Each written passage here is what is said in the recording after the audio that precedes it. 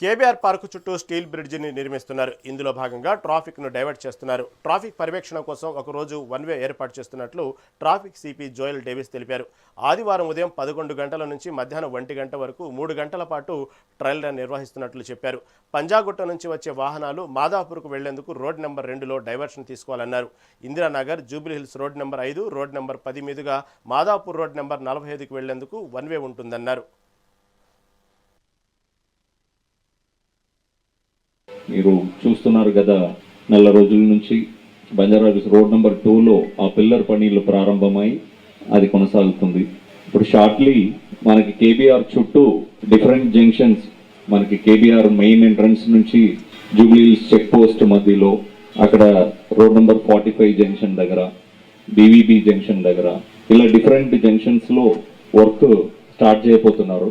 So మనకి ప్రజలకి, కమ్యూటర్స్కి ఈ కన్స్ట్రక్షన్ జరిగే టైంలో ఇబ్బంది కలగకుండా ఉండడానికి ఏం చేయవచ్చని ఆలోచన చేస్తూ ఉన్నాము.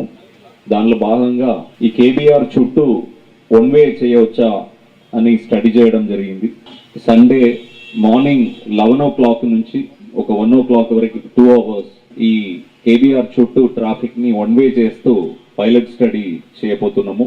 దీనిలో ఫర్ ఎగ్జాంపుల్ రోడ్ నెంబర్ 2లో ఎవరైనా వస్తున్నారంటే అండ్ 2 నుంచి వచ్చి వాళ్ళు చెక్ పోస్ట్కి వెళ్ళేవాళ్ళు, లేకపోతే రోడ్ నెంబర్ 45కి వెళ్ళేవాళ్ళు, కేబీఆర్ ఎన్టీఆర్ భవన్ నుంచి రైట్ ఉండదు, వాళ్ళు లెఫ్ట్ తీసుకొని towards Basavatarakam, Agrasen statue, BVB, అక్కడ 45 అలా వెళ్ళిపోవాలి.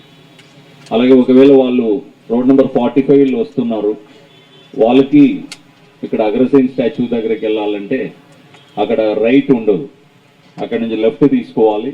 లెఫ్ట్ తీసుకొని check post, right KBR park, Basavatarakam, then Agrasen అలా వెళ్ళాల్సి వస్తుంది.